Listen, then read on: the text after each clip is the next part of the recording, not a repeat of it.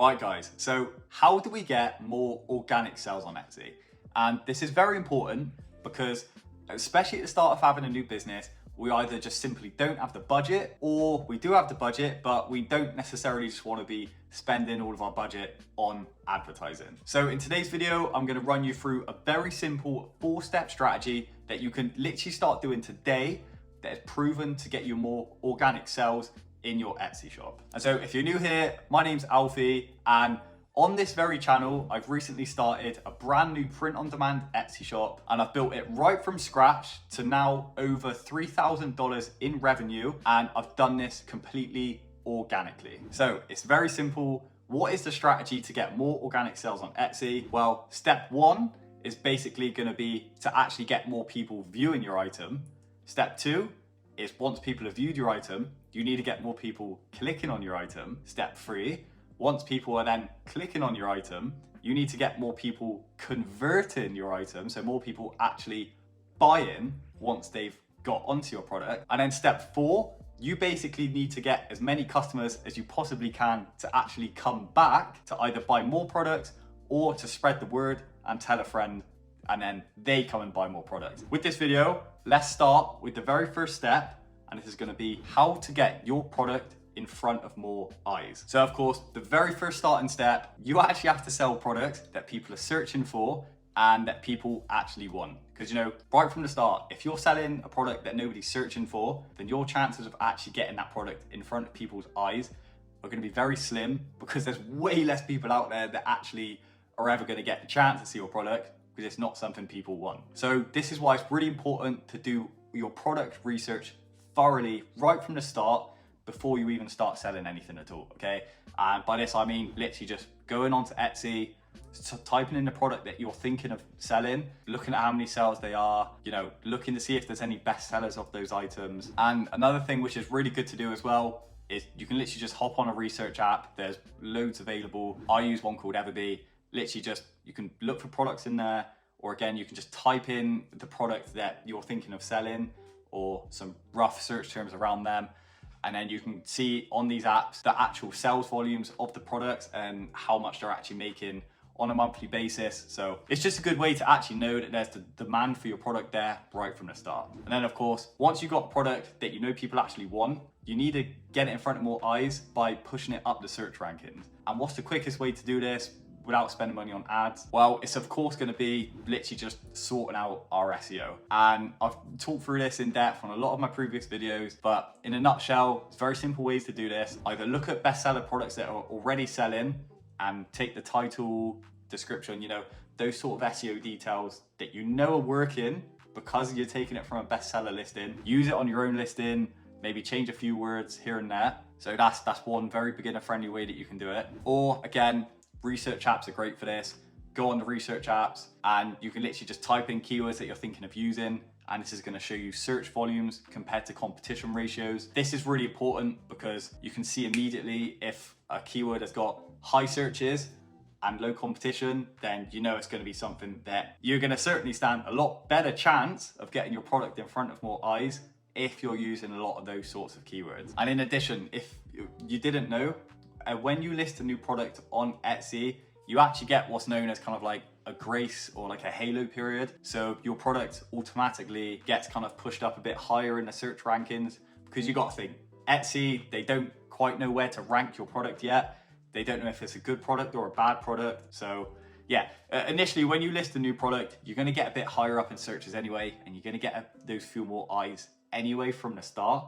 So that's where it becomes even more crucial now, moving on to our next step in the process, which is to actually get more people clicking on your items. So look, me, you, we're going to be the best case studies of this, okay? Why do we click on items? I mean, just ask yourself now, why do you click on a product that you're looking to buy online? The chances are it's probably going to be because of 2 factors, right? And the main factor is going to be the image. So everybody clicks on products because they think the image looks cool and it's something they actually want. However, the other reason why people then confirm to click on products is of course because of the price. So the chances are, if you've got a real high quality picture of an item that somebody actually wants and it's at a good price, which is either in line or below the competition, then the chances are the customers or the shoppers are actually going to click on your item. So yeah, this is just something I like to call the shelf appeal of the product. And do your pricing research, use the highest quality mock-ups,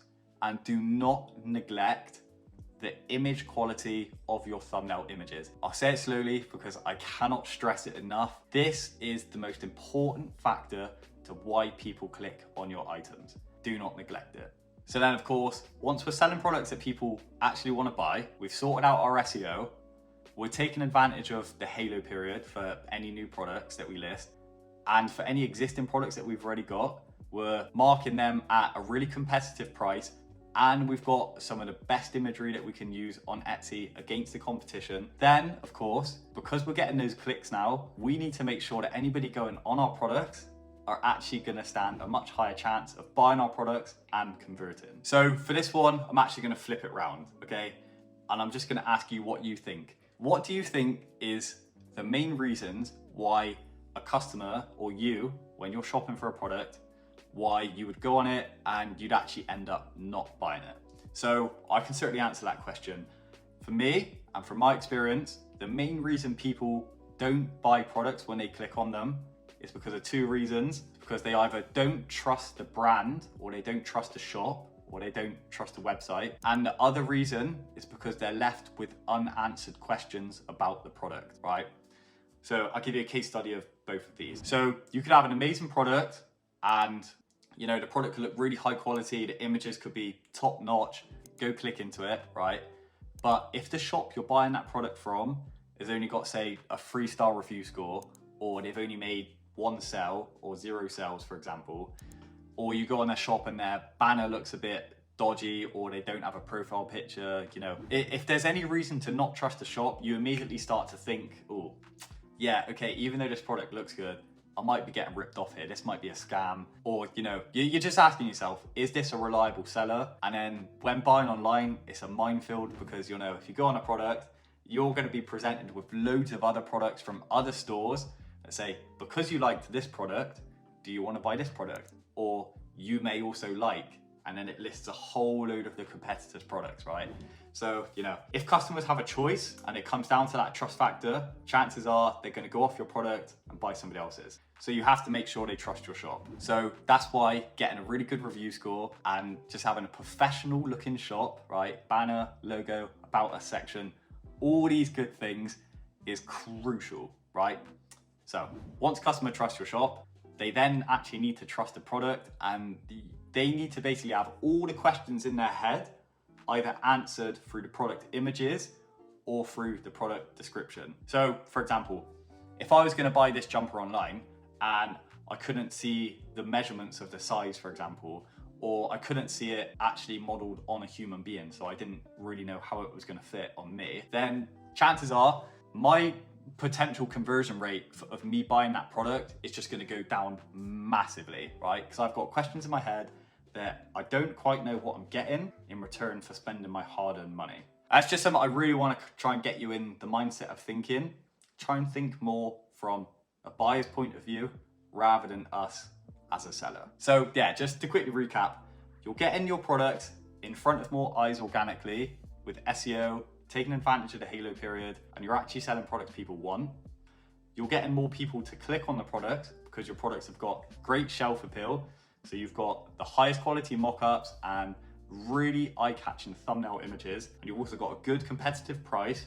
So you've done your pricing research and you're either in line or below the competition. It's gonna lead to a lot more clicks. Then when people are clicking on your product, you're gonna have a much higher conversion rate because people are gonna trust your shop more because it's set up professionally. And people are actually gonna have more trust and more belief in your product because they're gonna know exactly what they're getting. So there's gonna be no unanswered questions at all. You should start to see some sales, or at least some movement in sales, if you follow all of these steps, right, up until this point. And then of course, how do we actually then start to scale organically? Well, we need customers to be telling a friend, and we need customers themselves to be returning to our store. This is the best way to expand our shop organically. And what's some great ways that we can do this? Well, If you're selling any sort of physical product, okay, make sure you put in just nice stuff like a thank you note, or even like a little referral card, so, you know, refer a friend, you get money off, friend gets money off, you know, a voucher for next time. All of these sorts of things that when customers open your product and they just get a nice little surprise, they really warm to your brand and they really warm to your shop and they remember your shop and they want to buy from you again. And I mean, you know, this also goes completely without saying for things like actual product quality. If you're selling a good quality product, right from the start, your whole life is going to be just so much easier, okay? You're going to get way more better reviews. You'll have way less bad reviews. Customers are going to return more because they know it's a good product. And if the product's decent and like really decent, they're going to want to tell their friends about it, right? So then you're going to get customers coming in that never even knew of your shop before. And again, even if you're selling things like digital products as well, it does not take a lot of effort at all to, in the digital download, just include an extra little thank you note electronically that, you know, just the customers see it and they read it, and these little things just mean a lot. And of course, another thing you have to get spot on to grow a business and to grow a brand organically is your customer service. And this is something that I don't see that many other Etsy YouTubers talking about, but I mean, for me, I can attest to it. It has been a massive reason why the brands that I'm building and that I've built before have grown so well. You really have to give that good customer service. And you know, if any customer sends you a message, respond to it straight away if you actually can. You know, if there's any problem at all with customers' orders, respond, sort it out, even if it means refunding them the money, okay? If they're really unhappy, just take the hit, refund them the money, because the cost that you'll pay in the long run of getting a bad review is going to be so negligible compared to the cost you'll pay of having to refund them the order. And then of course, you already know it already, one of the best ways that you can continue to grow a high quality brand organically is of course through organic social media. So build out an Instagram account, build out a Pinterest account. You know, over time, these accounts will pick up some traction, and even if they just end up giving you an extra 1 to 2 clicks a day, over time, that's just going to gradually increase, and Etsy are also going to see that you're bringing in organic external traffic, and in turn, Etsy as a platform, this is also something they want, so they're going to favor your items more because of this as well. This is a simple 4-step strategy I've used to build all of my brands. When I launch new shops, the exact same with Sona Sopa as well, my first Japanese tableware shop that is now coming up to 6,000 sales on Etsy. I never start with ads from the start. I always like to try and scale organically, and then once I'm in a position where I'm actually ready and I think the product conversion rate is high enough and my shop is stable enough to start running ads, it's only at that point then will I put forward an Etsy ads campaign. And I'm going to show you guys exactly how to do this in an upcoming video as well for my Etsy shop once it's got to a point where I think it's ready and stable enough to put in a full-on Etsy ad campaign. And then you'll see the difference that running ads make to literally skyrocket the sales of your shop, okay? You'll see the difference very clearly between an organic sales level and an inflated advertised level. That's what I want to do for you guys. So if you want to see that coming up, feel free to hit the subscribe button. If not, no problem at all. Just want to say thank you so much for watching as always, and I'll catch you on the next video. Cheers, guys.